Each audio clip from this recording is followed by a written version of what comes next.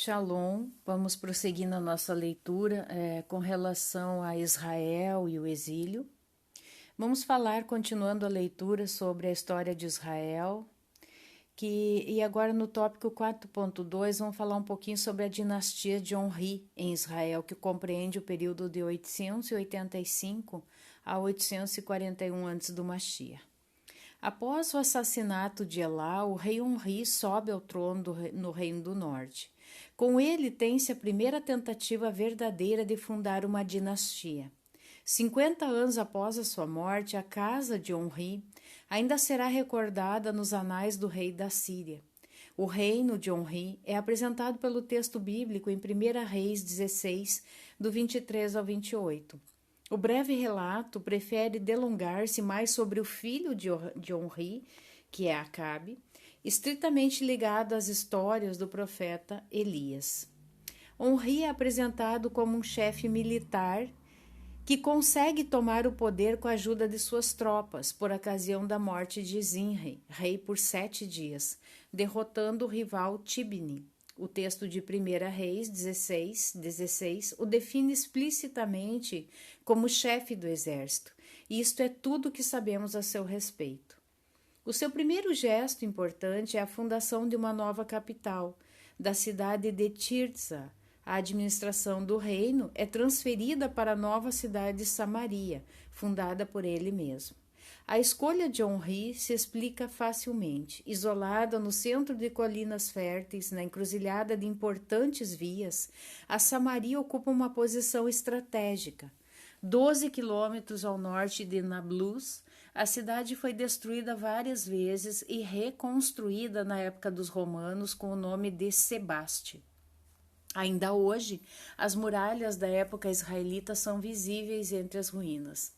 Assim, a Samaria se torna uma grande cidade, não obstante a Bíblia lhe dedique apenas alguns versículos, 1 Reis 16, 24. Para contrabalançar a aliança feita pelo rei de Judá com a potência sempre mais próspera dos arameus de Damasco, recorde-se a já citada Estela de Tel Dan, Onri se alia aos fenícios de Tiro. Esta aliança será selada com o casamento do filho de Onri, Abaque, com Jezabel, filha do rei de Tiro. Assim, Onri estabelece um poderio considerável, mesmo em campo militar, ao menos se comparado à pouca relevância de Israel no contexto internacional. Ele assedia a cidade filisteia de Gebeton e toma parte do território moabita, na Transjordânia. Deste fato, temos uma confirmação segura proveniente de uma fonte estranha à Bíblia. Em 1868, foi casualmente descoberta na Jordânia uma estela em basalto negro que foi reconstruída e decifrada. Mesmo tendo sido semi-destruída pelos beduínos que a tinham encontrado, aos quais pensavam que se encontrariam dentro dela um tesouro, a inscrição, que contém 34 linhas, remonta aos anos 842-840 a.C. do Mashiach, e é atribuída a Mecha, rei de Moabe, contemporâneo de Acabe. É muito interessante ver ao menos em parte o seu conteúdo. Eu sou Mecha, filho de Quemosh, rei de Moabe, o de Bonita. Meu pai reinou em Moabe durante 30 anos e eu reinei depois de meu pai. Elevei este lugar alto para o deus Camos, em Carô. Eu o construí, vitorioso, porque ele me salvou de todos os reis e me fez triunfar sobre os meus inimigos. Onri era rei de Israel e tomou Moabe durante longos dias, porque Camos estava em cólera contra o seu país. Quando seu filho Acabe o sucedeu também, ele disse: eu humilharei Moabe. Nos meus dias, Camos assim disse, mas eu triunfei sobre ele e sobre a sua casa, e Israel foi destruído para sempre. Ora, Onri tinha tomado posse de todos os países de Madabá, e Israel tinha habitado ali durante os seus dias, e a metade dos dias de seu filho, 40 anos. Mas Camos habitou ali durante os meus dias. Camos me disse: vai, toma Nebo de Israel. Eu fui, combati contra ela da aurora até o meio-dia. A tomei e matei a todos, 7.000 homens, com crianças, mulheres, jovens, escravos, porque eu a tinha destinado ao extermínio para o deus Ashtar Camus. De lá eu tomei os vasos de arro e os trouxe à presença de Camus. A estela dá testemunho sobre a veracidade das conquistas feitas por Onri e ao mesmo tempo da derrota sofrida alguns anos depois por Acabe, que vê Moabe reconquistar a sua independência. O texto bíblico de 2 Reis 3 narra, de modo obscuro e embaralhado, a derrota final de Jorão, filho de Acabe. Naturalmente, a estela de Meshá dá atenção especial à vitória decisiva e à reconquista da independência, e não à derrota sofrida pelos moabitas no passado, da qual, ao contrário, fala o texto bíblico do ponto de vista de Israel. Além disso, a estela fala da vitória de Moabe sobre o filho de Onri, que não é, contudo, Acabe, mas seu filho Jorão. Mas filho, neste caso, provavelmente deve se entender no sentido de descendente. Contudo, a estela é igualmente importante de um ponto de vista religioso porque é um testemunho explícito do culto de Ar, o poderoso de Israel, contraposto ao deus nacional moabita, Camus. O sucessor de Onri, o filho Acabe, 874 a 853 a.C. do Mashiach, combateu um inimigo bem mais forte que os moabitas, a crescente potência assíria. No início do século IX antes do Mashiach, o rei Assurbanipal II, 883-859 a.C. do Mashiach, do coração do reino assírio, a cidade de Nínive, às margens do Tigre, no atual Iraque, alcança e conquista a Síria e a Fenícia. O filho de Salmanasar III, 858 a 824 a.C. do Mashiach, continua com esta política expansionista, organizando uma campanha em grande estilo em direção ao oeste em 853. Os reis locais, por sua vez, se organizaram numa liga anti-assíria que compreendia o rei de Damasco, o rei de Israel, Acabe e os outros reis da região com reforços provindos até mesmo do Egito. O combate contra o exército assírio se dá próximo à localidade de Karkar, às margens do rio Oronte, ao norte do atual Líbano, e foi para a Liga Anti-Assíria uma derrota, mas que conseguiu frear, ao menos em parte, momentaneamente, a expansão assíria. Desta batalha, a qual a Bíblia sequer faz alusão, temos um resumo em uma inscrição descoberta em 1845 sobre um monólito datado do reino de Salmanasar III.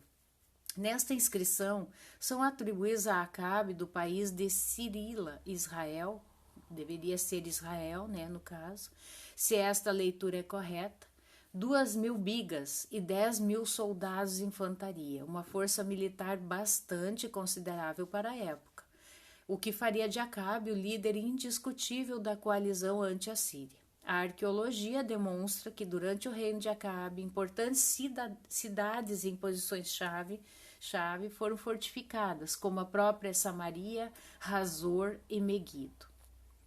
Durante a dinastia de Onri, a estabilidade política com as vitórias militares promoveu também uma melhoria das condições econômicas e sociais.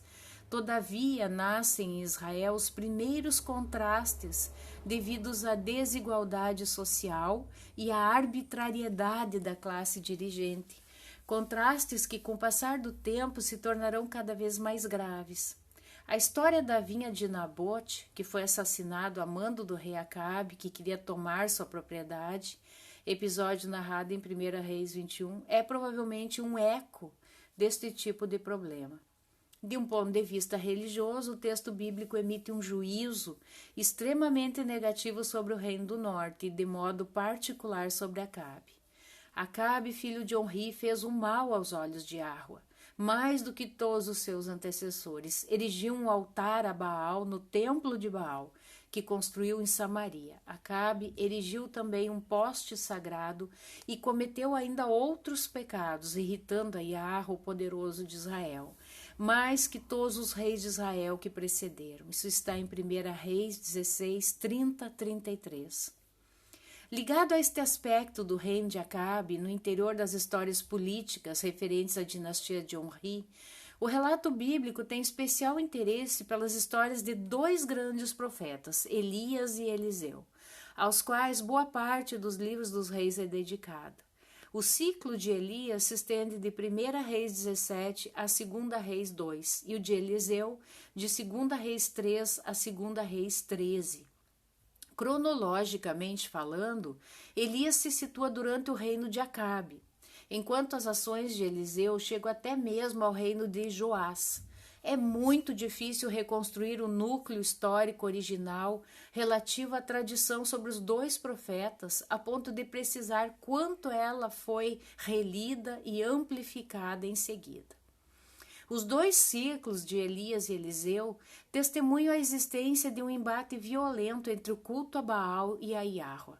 Embate este que tem um elemento dramático no relato de 1 Reis 18, 20 ao 40. O desafio entre Elias e os sacerdotes de Baal sobre o Monte Carmelo.